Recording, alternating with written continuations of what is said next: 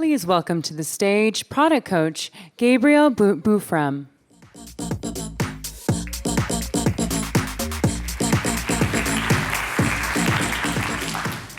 Hi, everyone. How are you all doing? Good? This will be a tough one to follow. It was very cool. I heard a little bit from the backstage. But I want to get started and tell you the title of my talk, which is Confessions of a First Head of Product. I'm going to get started by explaining the title. So when I wrote this talk, I was actually the first head of product that the company had, and it was also my first time doing the job. Since then, a lot has changed. I now coach many heads of product, CPOs, and VPs of product. And the lessons remain the same-ish. And we'll get to the ish at the end of the talk, because it does tie it back together. So this talk actually started my first day as head of product in this app that you all might know, the Notes app. Anything that was interesting or that I was like, oh my God, I wish I knew this, before starting this job, I would write down. What I can promise you, it does look way better than the Notes app. I did put it in a slide, so we can get that out of the way. And that today, I'm going to give you about 8 lessons that I learned. And these are like unfiltered, real lessons, real stories, and things that I wish I knew before starting the role, and especially now as a coach. So before, I'm going to introduce myself really quickly. I'm a product leadership coach, which means I coach heads of product, VPs of product, CPOs. I partner with them to build products that customers love and teams that drive real business results. I'm also a vacation surfer, which means I like surfing in warm water and I don't like wearing a wetsuit. I'm a coffee snob for sure. I'm a foodie. I try to be an at-home chef, and I also love to travel, but I'm so happy that you all are here in New York, which is, in my opinion, the best city in the world and a place that I get to call home. I'd love to meet you all, so grab me for a coffee at the end of the talk or at the break. So without further ado, let's get started. First lesson, everything will be broken. And the crazy thing is, I'm actually happy about it. Whenever you start this job, things will be broken. I mean, when you get this gift from a friend, it means things are not fine, It means they're in SOS mode. But what I'm here to tell you is that this is actually fine. And the reason is because they wouldn't have hired you otherwise. They would not have hired a head of product if things were not broken. Also, it's the state of every early stage startup. And by that, I mean every startup. And actually, I mean every company. Sorry to disappoint. And the best analogy that I have is that you're kind of like an airline, and you're building this plane while you're flying. And I mean, you have real customers, which people tend to forget, but they exist, and they have some expectations. They're going on this journey with you, and they want to get somewhere. They might want some peanuts, they might want water, and they definitely want you to land this plane at the destination you promised them you would. And it's really crazy. I mean, I can't sugarcoat it. It is crazy. But there is a comfort in knowing that everything will be broken and that it's expected. My first day as head of product, I think I left the room at 8-something p.m., just frazzled. And I was like, everything's broken, but somehow we still make money. And I mean, if you think that this is unique or that I just got unlucky, I'm sorry, you're wrong.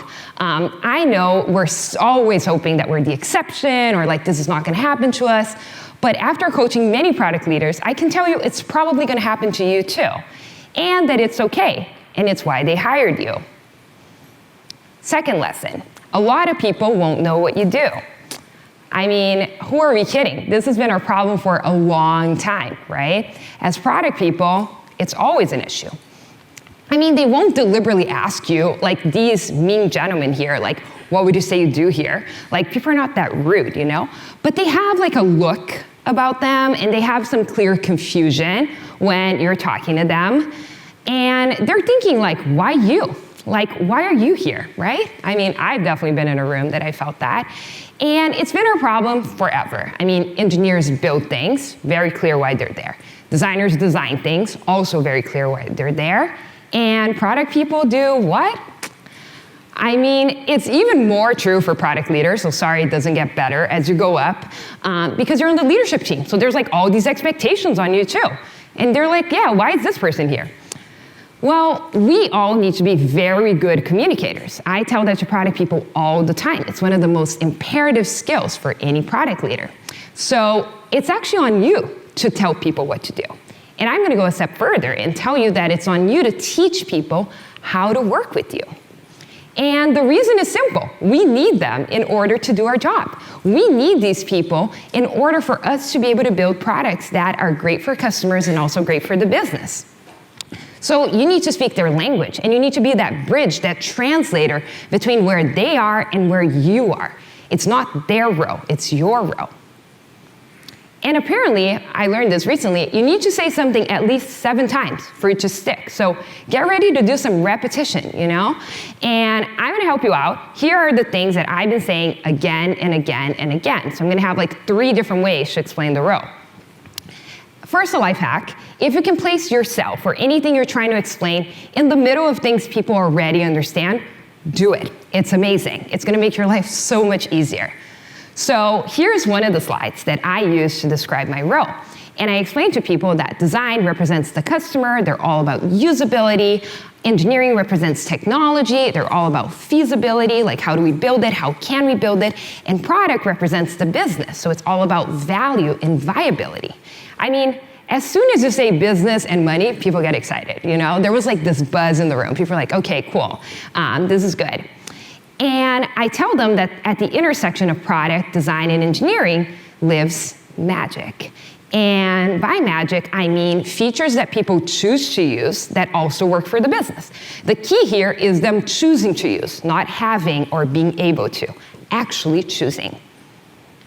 And that means metrics that move up and to the right, which we all love, and that is great.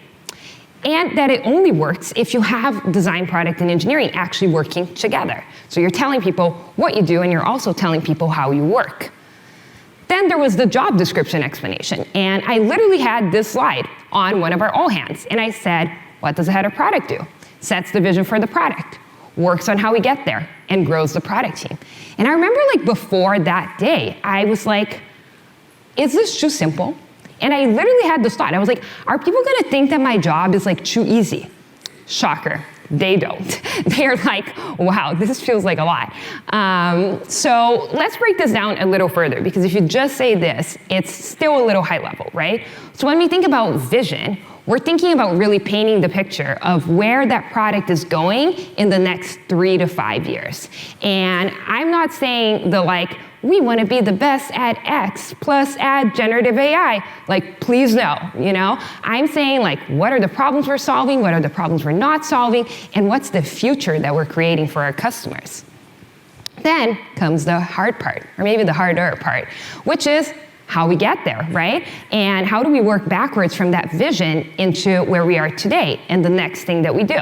So that's product strategy. What is the first thing you build? What's the second thing you build? What's the thing you rebuild? What's the thing you rebrand, right? Let's take from April's keynote. What's the thing that we're having to reposition because now we've evolved as a company? And back to you not being a one-person solo act, which I think I've like hammered in already, there's more. You also need to grow and develop the product team. So you need to hire, coach, grow these people, because you can't do your job without them. And you're only as strong as your weakest product manager. I also like to make visuals for people. So I made this visual in order to explain the role.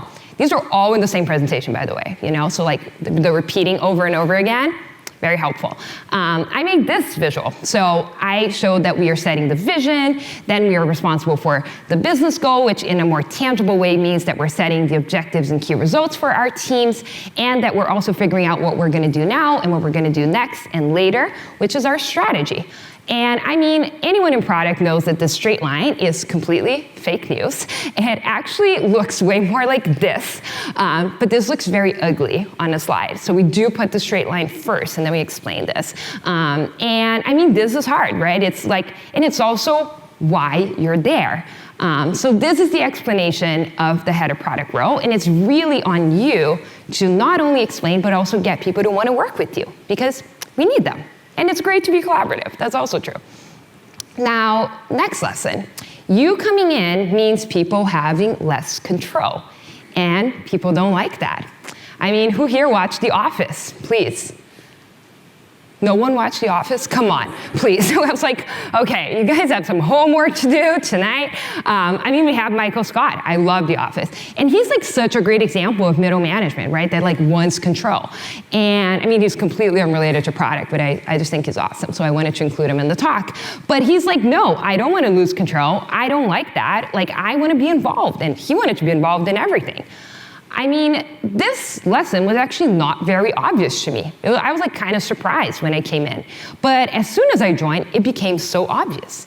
And the reason for that is that when I came in, there was a product already. There were things there. I just wasn't there. And the job was being done before, somehow, by a collective of people, right, that had a lot of responsibility since I didn't exist. And people like responsibility. They like being involved, they like having a say, and they wanted to be in on the product. So when I explained my role, it brought clarity to people. People were like, okay, cool, we get you. Like, we know why you're here. But it didn't make them happy. They were not like, yay, now we don't get to be involved. They were not like that. And I get asked so many times this question: does this mean we're not involved?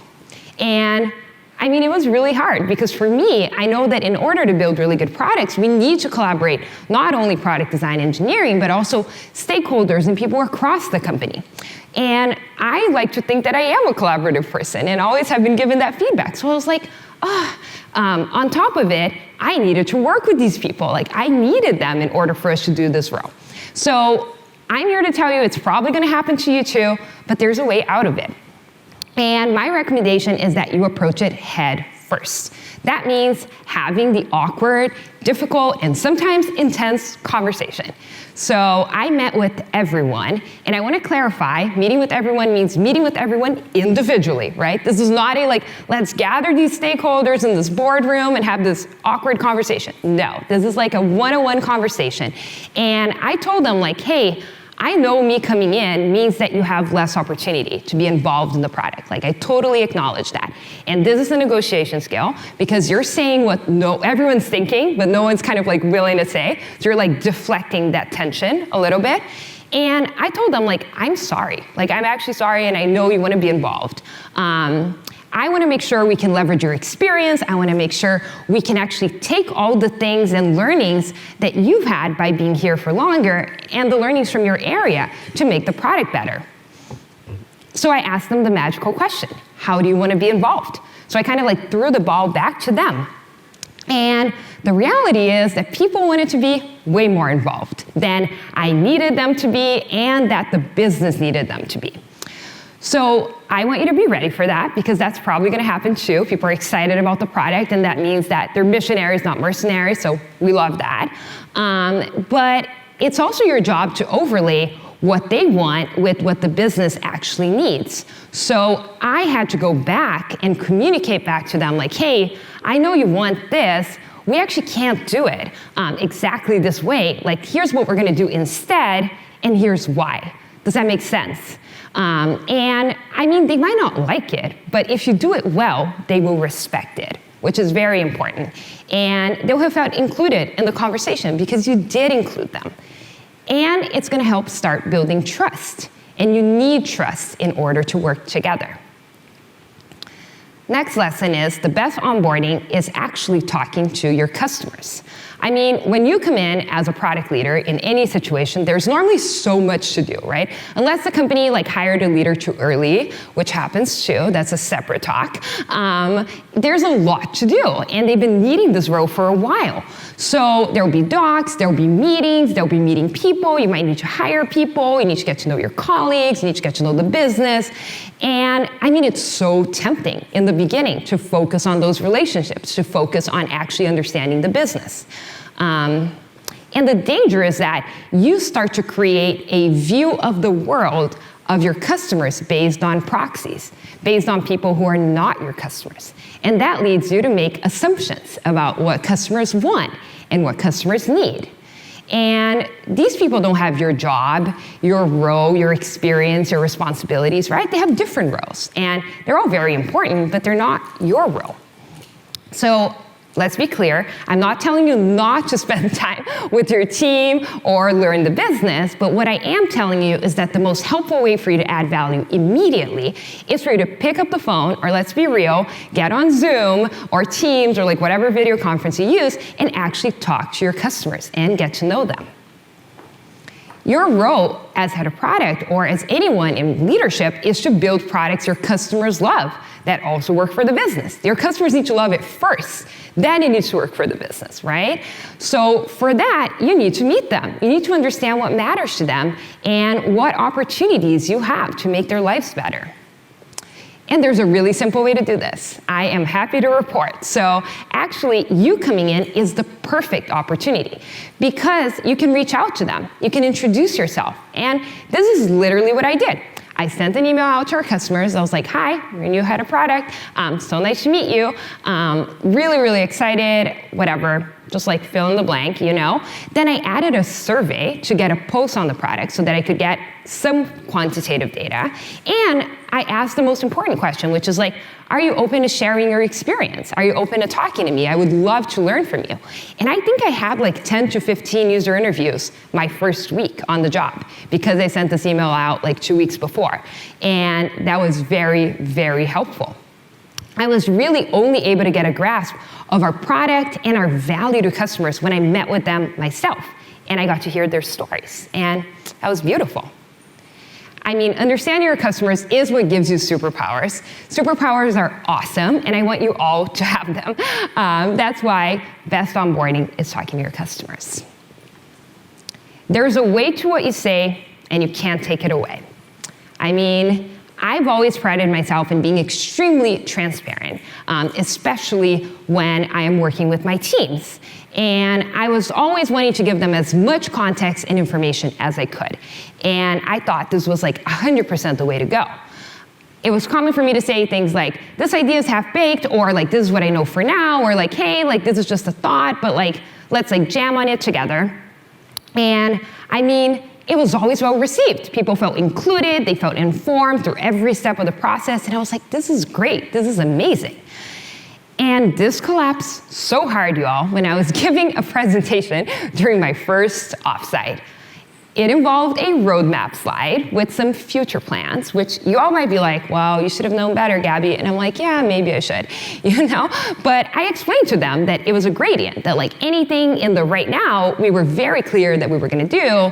Anything in the later was a little like more fuzzy, and anything in the like much later was just a thought, just an idea, right?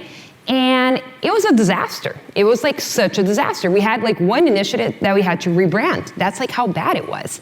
And people started working on this initiative. I saw like meetings in people's calendars, and I'm like, what are you all doing? People reached out to me. They're like, we feel excluded. We're not involved in this. And I'm like, no one's involved. Like, we're not doing anything about this idea. And it really forced me to learn how to communicate and over-communicate. And now as a coach, I see this with my clients all the time, and it all comes from really good intentions of being extremely transparent and open and clear. And sometimes it actually creating a lot of confusion and frustration for teams. So what I like to think about is the now versus next versus later communication. So for anything that your team's working on right now, you give them as much information as possible, right? There's like you're sharing everything. Anything that you're working on next, you tell them everything that you know, everything you don't know, and also you tell them not to work on it. You're like, hey, this is not our priority. This is like our next priority. But this is the stuff we know, this is the stuff we don't know. And later, it really is all around inspiring people. And it's really important, like, especially if you're at a startup. I mean, like, people are not there to build like a shitty version of whatever. They want to build the dream, right? That's why they join. And you make it very clear that it's not a them problem. This is like a you problem. You're like, hey, I'm taking this problem until it's a us problem. I mean, to loop back to my story, which I see you are probably like very worried about what happened to me, it was fine. We made it, you know, it was okay. So even if you do make a mistake, there are ways to turn it around, of course, but the important lesson here is that your words are now amplified, and they hold a different weight, and the higher up you go in the organization, the more true that is. So you can't take that away, and it's just part of the job, and learning to communicate in this different way is going to be crucial for success. Ooh, you need to get comfortable, people comfortable with building the thing that works for now, not the best thing. And this one is hard. So people join early stage startups or they join companies and they're thinking about the much later stuff, right? And if you hire really good people, I mean, engineers want to write great quality code. They just really want that. And designers want to create incredible user experiences. I mean, I'm sorry to report, but stakeholders, they want it all, some people are like, oh, I'm joining a startup. There'll be no stakeholders. I'm like, think again, they're just different, And everyone is really well-intentioned, they have really good intentions. And it's also not their job to think about the next thing. It's your job. So I really like to tell this little story, and this is how I would explain to my team all the time, that before we existed, kids were sad. They had nowhere to play. It was a sad, sad world. Now, with the product that we built them a sand pit, and it is beautiful, and they're making these sand castles and all these things that were not possible before. Next, we're building a playground. How epic. We're expanding the sandbox into a whole playground, and much, much later, we're building Disney World, and it's going to be epic. But we need to stress that we actually need to deliver value now. I mean, in this market, you can't just be building half of Disney World and be well, this ride's ready, and maybe people can get in through this weird back door. It's no, you need a real experience that works today. So you, as someone that's running product, need to thread the line between inspiring people with the vision and also getting people really excited about solving a very boring problem that will be really important today. And it's your job to make this playground really exciting. So you need to be look at the palm trees, look at the colors, they get to go on slides. This is gonna be epic, this is gonna be great. So you need to hype that up. Your hopes for process will clash with the level of scrappiness required. I mean, this was a tough one for me, everyone, because I was so excited to come in, set the process, pick the tools, decide how we're gonna do things, right?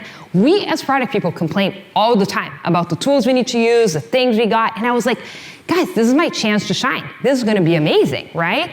And I had a reputation to uphold. I used to be called Mary Kondo by my teams because I love turning messes into beautifully placed product teams that were very effective. So I was like, this is me. This is my time to shine. Honestly, I showed up and there was literally no time to do it. And you might be like, well, we can always make time. And I'm like, no, not for this. We couldn't make time. And we did just-in-time process, which means do the minimum thing in order to get to the next stage. And that is what I recommend to my clients today. Whatever it takes to get this thing over the finish line and to move the metric that we care about is what we're doing. And it's uncomfortable. But as I look back, the uncomfort was what actually drove a lot of the innovation. When I think about the best stuff we shipped, it all came from this weirdly planned, unplanned, brainstorm that then led to an experiment, led to a test, and we shipped it and it was great. So I'm actually very thankful for the uncomfort. And I'm also telling you, it does get better. As the company grows, you can do some things and it's a little less uncomfortable. But you're gonna have real goals, real pressure, and they all come before process, and they should, right? So take a step back and think about what actually matters, which is shipping really good product and building the right thing. This is why we're here. Making decisions out of desperation will cost you so much money. This is our last lesson. And I mean, when you're in product, running product, everything feels like a fire, right? I never pick up the phone with my clients and they're like, I had a chill week. Never heard that, it doesn't happen. So the most important thing is you need to be able to separate yourself from this feeling and evaluate each decision based on how important it actually is. Is it a high impact decision or a low impact decision? High impact deserves more time and thought. Low impact deserves less time and thought.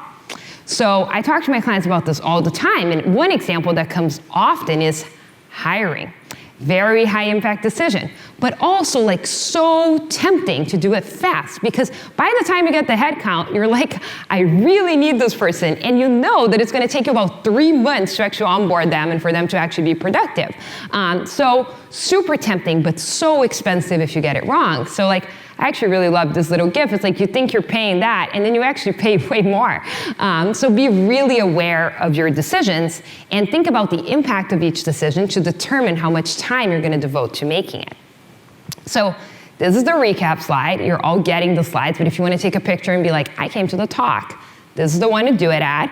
But I do want to go back to that ish that I talked about at the end, at the beginning of the talk. So I gave a version of this talk years ago, right? And I kind of like pulled it out of the freezer for this conference because like I really believed in the lessons. I was like, wow, like I still like believe in all of these. But as I was like redoing my slides and also practicing and thinking back, I was like, this is no longer the same talk. And the interesting thing is that the content didn't change that much. What changed was me. When I wrote this talk, I was running product and design. I then started my business, and I've coached many product leaders since. So I'm like no longer the same person as when I wrote this talk, thank God, right? And a big difference is that I'm no longer in it. I now have perspective. And I really love this image of like your thoughts when you're immersed in them and when you can actually step away and see what's actually happening. And I love that I get to provide perspective to my clients every day, being their coach, being like the person that's their cheerleader, they're there for them, but like still a little from the outside. So whenever you're in it next, I want to leave you with 3 things. First, remember, sometimes it does need to feel extremely overwhelming in order for it to make sense, and that's normal. Second, in my biased opinion, running product is one of the most rewarding jobs out there, but also the hardest. And then a third one that I think every product leader needs to hear, that it's okay to ask for help. You actually don't need to know all the answers, and there are a lot of resources for you to become even better at what you do. I mean, I made it my life's mission to help leaders learn these lessons faster, because learning faster is better. So thank you so much. I really appreciate you all, and I'd love to stay in touch. Thank you.